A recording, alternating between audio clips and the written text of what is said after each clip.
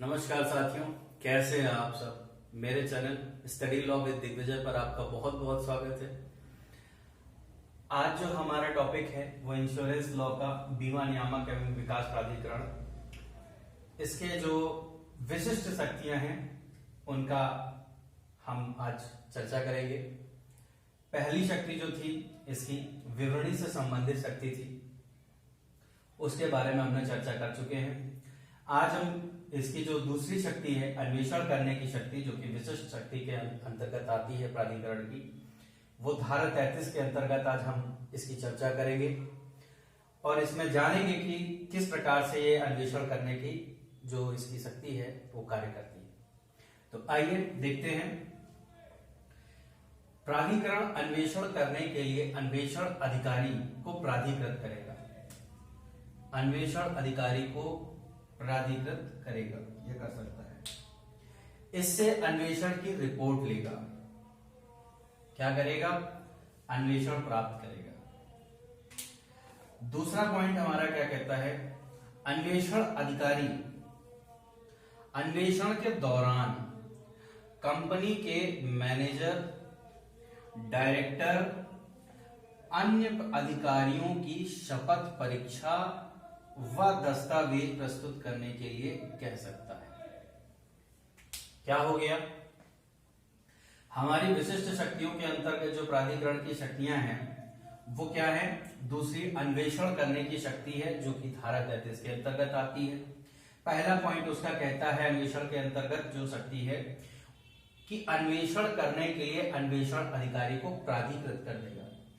प्राधिकृत करने के बाद वह उस अन्वेषण अधिकारी से प्राधिकरण रिपोर्ट भी मांग लेगा, प्राप्त करने का अधिकार भी है उसको। दूसरा हमारा क्या है?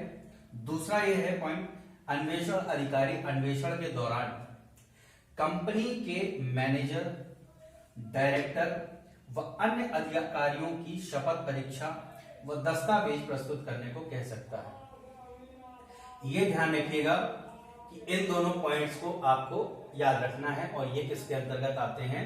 अन्वेषण करने की शक्ति धारा 33 के अंतर्गत आते हैं। इसके कीवर्ड्स को जरूर याद रखिएगा। अब हमारा जो इसकी तीसरी शक्ति है प्राधिकरण की विशिष्ट शक्तियों के अंतर्गत, वो है निर्देश देने की शक्ति। प्राधिकरण जो है क्या कर सकता है? निर्देश दे सकता है धारा 34 के अंतर्गत, सेक्शन 34 के अंतर्गत।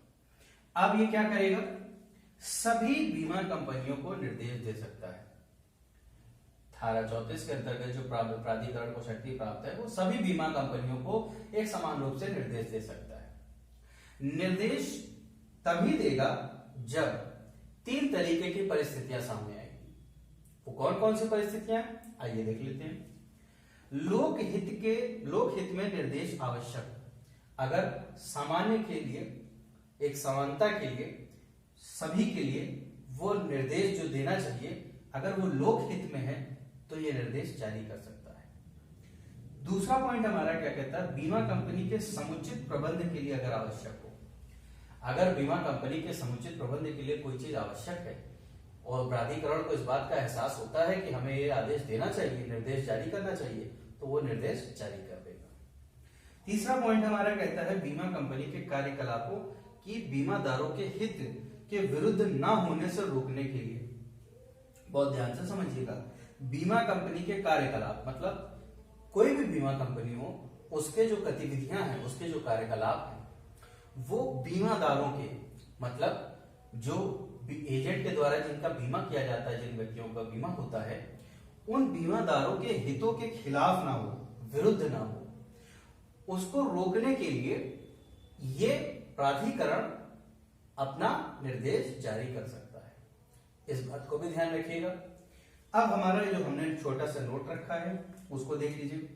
प्राधिकरण के निर्देश बीमा कंपनियों के लिए अनिवार्य रूप से पालन योग्य हैं।